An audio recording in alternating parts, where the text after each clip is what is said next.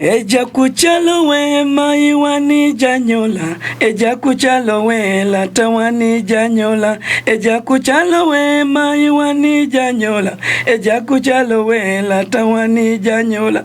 Kilendie Nikola kubene baba ni bibi, kilendie Nikola kubene baba batakwenda. Bayane kanumbu etilola kuteli kondya, bayane kaliwa eswegona gochilaliye. Sawa bwana, na tumaini msikilizaji wewe ambaye labda ulikuwa na wasiwasi, ulikuwa na shaka, ndo DJ Jasi mwenyewe. DJ Jasi, wengi wanakufahamu kwa DJ Jasi. Lakini wengi hawakufahamu kwa majina yako yote kamili. Na watu wengi kweli majina yangu kamili wengi hawajui, lakini kiufupi mimi naitwa Alfaksadi Meshaki na ni mzaliwa wa kijiji kimoja kutoka Igala, kitongoji cha Kiozu. Lakini ikawa ni DJ Jasi mpaka leo najulikana kama DJ Jasi. Labda hilo jina ulianza kulitumia ilikuwa ni mwaka gani? Jina hili nimeanza kulitumia ilikuwa ni 2024. Yes, 24. Umeanza tasnia ya muziki wa asili yetu mwaka gani? Ilikuwa ni 2025. Mwezi wa 7. Labda kuna mtu ambaye alikushauri kuweza kuingia kwenye asili yetu, kwa nini isiwe bongo flava, kwa nini isiwe hip hop, kwa nini isiwe reggae, na kwa nini iwe asili yetu? Hizi nyimbo bana, sisi kipindi hatujatoka tumekuwa tukizisikia kwa akina Wamodo, akina Bonge. Siku moja nimekaa nao nikawa ninajaribu kuwadadisi hapo ni nini tufanye, wanipe maelekezo gani na mimi niweze kuingia kwenye tasnia. Basi wakawa wananijaribu kunielewesha bana, muziki huko hivi, huko 1 2 3 4 5, na nimshukuru sana Bonge na Wamodo, wamenipigania sana kuhakikisha kuwa mimi ninakwenda kufanikisha kitu ambacho nilikuwa mimi ninakihitaji kiwe, kwa maana kwamba kwenye muziki bana, kabla hujaanza unaona ni kitu kigumu sana. Maana yake kwamba ujui unaanzia wapi, utokee wapi. Kwa hiyo walinipa supporta kubwa sana, na ndio maana hata mimi mwanzo naanza kwenda kurekodi nyimbo yangu niliwasiliana na Wamodo na akajaribu kunielekeza, bwana nenda Kisesa pale kwa Simoni Denja pale, nimeshaongea naye, wewe chukua tu usafiri uende, mambo yote yatakuwa safi pale. Kwa hiyo nimeanzia kwa Simoni Denja pale kutengeneza nyimbo yangu ya Teddy. Yes, nimetoka pale nikarudi, japo nyimbo haikuhiti sana. Baadaye tukashauriana na Wamodo akanieleza, hapana, kwa vile sasa kule ngoma hazijahiti sana, nitakutafutia mtu mwingine ambaye kidogo anaweza akatengeneza kitu ambacho kiko na quality zaidi. Yes, basi akawa amenielekeza. Siku moja nimemweleza bana, sasa nimeandaa tena pini lingine nilikali, niende wapi, nirudi kwa Simoni Denja kule? Akasema hapana, nimeongea na jamaa mmoja yuko Msoma anaitwa One Touch, lakini japo kwenye mawasiliano hayuko sawa, wewe huo unaendelea na safari, nitakujulisha. Sasa ile nimefika Bunda, ninataka nichukue usafiri wa kwenda Kisesa. Levo akaniambia bana, jamaa amepatikana, umeshachukua usafiri wa kwenda Kisesa. Nikasema bado, ndo niko naangaikia. Akasema hapana, chukua gari za kwenda Bweli pale, shukia Bweli pale, kuna mshikaji nimemwandaa atakuchukua, nimeshamtumia na namba yako, atakupeleka. Kwa hiyo niseme tu hawa mabwana kiufupi walinipigania sana mpaka kufika hapa. Labda DJ Jasi, mimi ningetamani zaidi kufahamu kwamba wewe ulijijuaje kwamba una kipaji cha kuimba? Mimi bwana ni mtu mwenye utundu sana. Maana yake kwamba huwa ninapenda kuiga vitu kutoka kwa watu. Unajua kitu kizuri tunaiga kutoka kwa watu wengine. Lazima ujiulize, huyu mtu anatengeneza hiki kitu, ametengeneza hiki kitu, fanyeje? Kwa hiyo mimi nilikuwa na utundu sana wa kuhakikisha kuwa hiki kitu anachokifanya mtu fulani na mimi ipo siku moja ni lazima nikifanye. Labda baada ya kutambua hilo, ulijaribu kuishirikisha familia kwamba labda mimi nina mawazo 1 2 3, na kama uliishirikisha familia ilipokea vipi na ushirikiano wao kwako ulikuwa vipi? Bwana, mimi nampenda sana mamangu kwa sababu kiufupi ndo kama imebaki nguzo yangu, maana nimebaki na mama tu, baba tayari alishatangulia mbele zake. Na siku ninaanza kufanya mambo haya ya burudani, pia nilimueleza mama yangu, bana mama, mimi bana kuna tasnia ya kitu nimeitengeneza na iko 1 2 3 4 5. Mama akasema ni sawa, ili mradi tu kwenye nyimbo zenu. Unajua nyimbo zetu bwana kuna maneno ambayo kidogo yana ukakasi sana. Akanieleza kama umeingia kwenye tasnia hii, basi chungana mambo haya na haya na haya na haya, na uwezi jua, kwa sababu kitu ambacho kitegemei wewe kinaweza kikakufikisha mbali sana. Kwa hiyo mama yangu alikuwa ananipa support, nimpe ongera zake mama yangu Kilesesia, mtoto wa Peter Morris akiwa na Sole pale. Alinisukuma kiukweli, alinisukuma sana kwenda mbele. Yeah. Labda sasa hapo baada, vipi kuhusiana kwa upande wa marafiki? Kwa sababu unapokuwa unatoka sehemu moja kwenda hatua nyingine, kuna marafiki ambao unakuwa nao. Uliwashirikisha hawa marafiki na walikushauri nini? Walikwambia kwamba mziki uendelee, ama wengine kwa sababu kuna wengine wanaamini kwamba jamii yenyewe mtazamo kwamba mziki ni uhuni. Kwa upande wako marafiki zako uliendelea kuwa nao bega kwa bega, ama ndo kwanza baada ya kuingia kwenye tasnia kuna wengine mlianza kuachana hivyo? Mimi nishukuru tu kitu kimoja, kwamba kabla sijaingia kwenye tasnia ya kuimba, nyuma niko na watu wangu ambao ni watu wa karibu sana, na watu wamekuwa wakinikubali sana. Hata nilipojaribu kuingia kwenye tasnia ya muziki, watu waliendelea pale kunipush kwenda mbele. Maana yake kwamba marafiki wangu 98% Yesu wamekuwa wakinisapoti, wakinipa nguvu. Bwana Jasi, tumesikia pini lako, uko vizuri kaka, usikate tamaa, pambana, piga kazi. Na nimekuwa nikipokea simu za watu kutoka sehemu mbalimbali mno. Sikuwahi kupokea simu yoyote ile ambayo mtu amepiga kwa kunikashifu, kunidhalau, ila nimepokea simu nyingi za watu kunipa supporta, kuniambia Jasi, hapa leo umefanya hiki, unatakiwa uongeze hiki, upunguze hiki, maneno yawe hivi. Yasi, mimi nashukuru sana, niko na marafiki zangu, mashabiki wangu wote wanaonifuatilia. Ninahisi wana enjoy kuniona Jasi niko napambana design hiyo. Labda kuna wimbo mpya unaitwa Jakucharo. Huu wimbo ulifikiria kitu gani hasa hadi kuja na huu wimbo? Unajua sisi tunaishi na jamii, na tunaishi kwa kuangalia jamii inafanya nini au inafanyiwa nini. Hii nyimbo kidogo nilijaribu kukaa kwa umakini sana nikiilenga jamii. Unajua watu tumekuwa tukikaa wengi hatupendani. Ukifanya hili kwa mwingine linaonekana ni baya, na ndio maana nimejaribu kuwaeleza watu, maana yake kwamba Watanzania wengi walivyo, at least ukelewe, wanapenda kumuona mtu ambaye maisha yake ni duni. Maana yake wataki kumuona mtu ambaye kidogo amepiga hatua kwenda mbele. Kuna wengi ukipiga tu hatua, watu wanakuchukulia tofauti kabisa. Kuna wengine hata kusalimiana, msalimini, jamaa huyu sasa amepiga hatua tena, imekuwa ni namna gani? Inakuwa ni shida. Kwa hiyo tunaimba vitu tukiangalia jamii nini kinafanyika na nini wanafanyiwa watu. Labda kuna nini kilikufanya ukaja na wimbo wa mapenzi? Kwa sababu watu naamini wasanii wengi wanaingia studio pale ambapo unakuta wameteswa kwenye mapenzi. Kwa upande wako kuja na huu wimbo, ni changamoto ambayo iliwahi kukukuta kwenye mahusiano, ama ni kwa sababu tu uliamua kuweza kuimba kulingana na namna ambavyo jamii sasa hivi imekuwa? Kaka, mimi mapenzi yananitesa sana. Mapenzi yananitesa sana, na pale hasa ninapompata mtu ambaye moyo wangu unampenda na kumuona yeye ni wa thamani zaidi, basi ndipo mimi huwa ninaumia pale yeye anapohitaji kuniumiza. Hii nyimbo bana, mapenzi mimi yamenitesa sana. Na ndio maana mimi nikaamua hapana, ngoja nijaribu kutengeneza nyimbo hii angalau mimi niliwaze.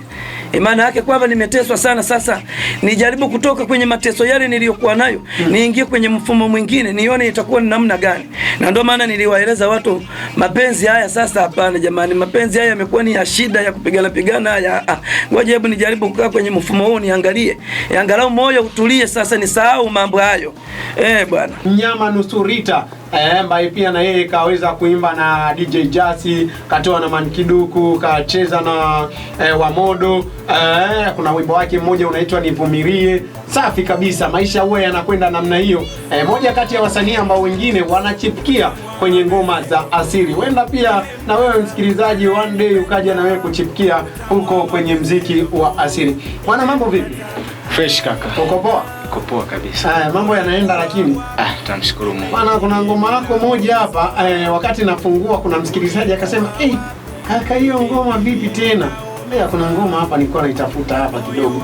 Nadhani ni utamu wa mapenzi bila shaka. Yeah. Sawa.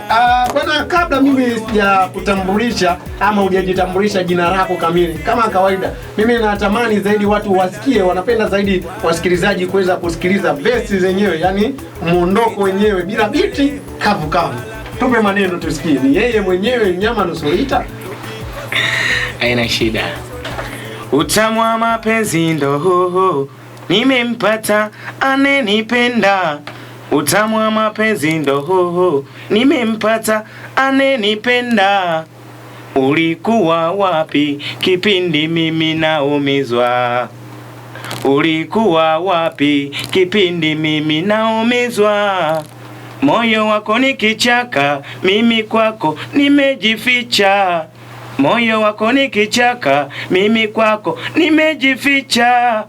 Sitakupenda leo wala kesho, takupenda milele.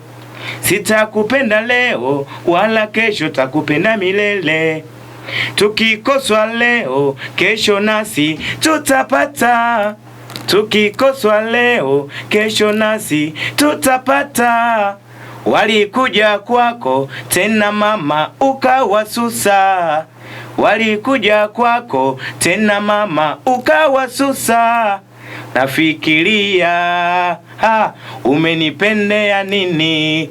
Sina hata pesa, sina hata gari, sina hata nyumba. Nafikiria umenipendea nini? Basi kaka, kimetosha.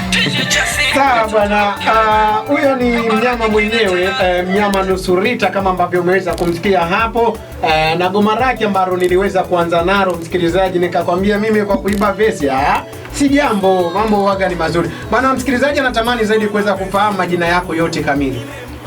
Sawa, jina langu kabisa naisira kwenye muziki naitwa Mnyama Nusurita.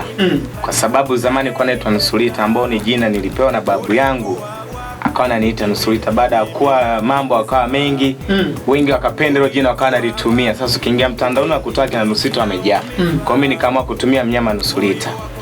Labda sasa hapo kwa nini wimbo utamu wa mapenzi? Mapenzi yalikufurahisha ama mapenzi yalikutesa ama kuna mtu ambaye uliamua kumuimbia?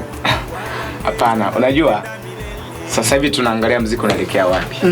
Sasa hivi mapenzi ni mengi. Sawa, yani mtu akili nyingi imebase kwenye mapenzi. Kwa mimi baada ya kukaa siku moja nimekaa, yani kavuta ile picha nilikotoka. Wangapi wameniumiza na huyu niliye naye vipi. Kwa hiyo nikaona niliye naye huyu basi amenifaa, ngoja kama nishushe kitu. Lakini nyimbo kikubwa mimi nimeimbia jamii. Yani mtu yote ambaye uko kwenye mapenzi, ngoma inamhusu. Labda ulianza mwaka gani kwanza kuingia kwenye tasnia ya uimbaji wa nyimbo za asili? Aisi kaka, mimi muziki nikisema kwanza nimeanza kuwa dancer. Nilikuwa dancer kwa mjukuu wa Mwana Maronde. Nimefanya sana, baada hapo ndo nikakimbilia Ukerewe huko. Na kuhusu swala la muziki, mimi nilikuwa namuona mjukuu anavyofanya na mimi natamani labda hizo siku kuja nifanye hivi.